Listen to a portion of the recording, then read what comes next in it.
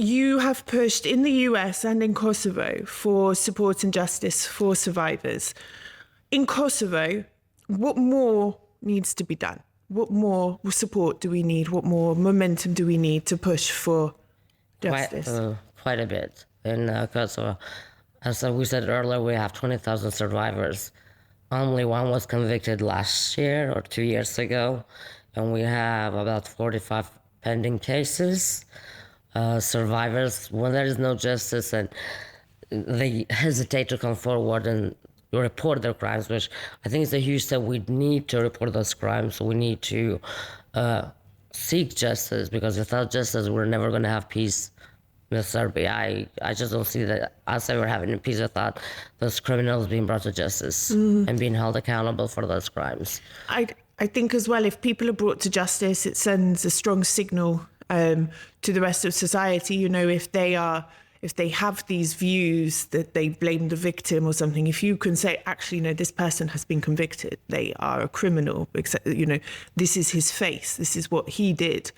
You know, I think maybe that can help in breaking down some of this stigma as well. But is this a problem in Kosovo with the justice system? Is it a problem with the police? Is it does the justice system move too slowly? Does there need to be more pressure on the government? What needs to be? I think in Kosovo we kind of forgot very soon what happened during the war, all the crimes that were committed. We almost were liberated, and all of a sudden nothing else mattered. And I don't agree with that. We should have started fighting for justice since 1999. That's when I started fighting for justice. That's when I seek justice. Even though in my case I didn't get justice, but at least I started 1999 before most people even had the courage to seek justice.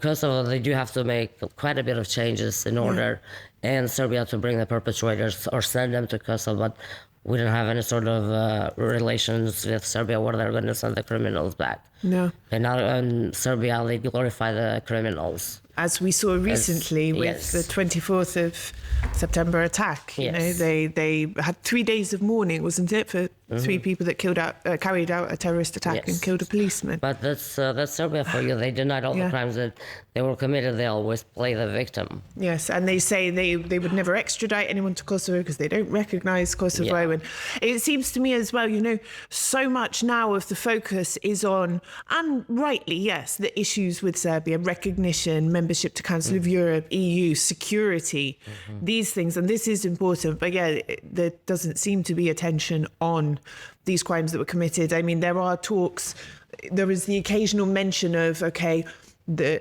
countries must resolve the issues of missing persons, etc. But no one's talking about these horrific crimes that were committed. And 20,000, I mean, even if it's 2 people, that's 2 people too many. But 20,000, I mean, this is huge. I blamed all the government and families too for those crimes, because everybody swept it under the rug, and we didn't talk about it enough. And this makes it even harder because rape in any country is one of the hardest crimes to prosecute. Yes. To prove, I mean, the I don't know off the top of my head, but the conviction rate for rape in European countries, in the US, is very, very low, let alone in a war context as well, in a society where everyone wants to push it under the table. How can this challenge be overcome? The issue of evidence, burden of proof, this sort of thing. Is it just testimonies we have to rely on at the moment? Yes, testimonies, and we have to. Those cases have to be reported and keep a track of all those cases, but we have to teach younger generations of those crimes that they did occur. They do occur in every war, and hopefully punish the perpetrators harsher punishment to prevent that from happening in other wars. But it happens as we speak. It's happening, and it happens everywhere. It's used where as a there is weapon. a war, there is a conflict, there is always a rape, and nobody can say otherwise. No. It's happened everywhere. Now, you mentioned earlier there were 45 cases pending. Yes. Was that right? So we've had 45 cases pending, 1 or 2 convictions in total? 1 conviction. And 1 is in the process of they're going through a trial. The second person is going through a trial as we speak. I mean, that's just out of 20,000. Out of And 20,000. and that's just 20,000 people. That's not 20,000 times. You know, 1,000 persons, yes. yeah. This is, do you know from your own experience with survivors, how many more are potentially considering to start a case? Do we have any statistics on that? Aside from the 45, are there any others who are maybe ready to take that step? It's difficult to say. If somebody was to win a case, it will be easier for the survivors to seek justice now if the perpetrators are going behind the bars. But then if they look at my story and say, look, Vasfije, she's been fighting since 1999. She never got justice. What's the point of us speaking out 25 years later?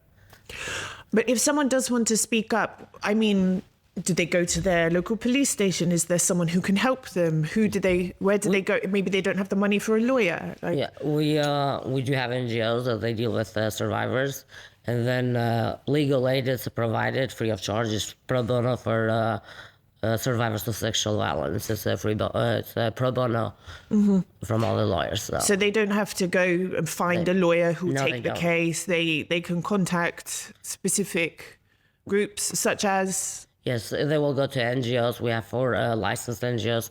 They go to them and then they direct to where they need to report it to the war crimes unit, and that's how. So they will be supported the whole way. The whole way out.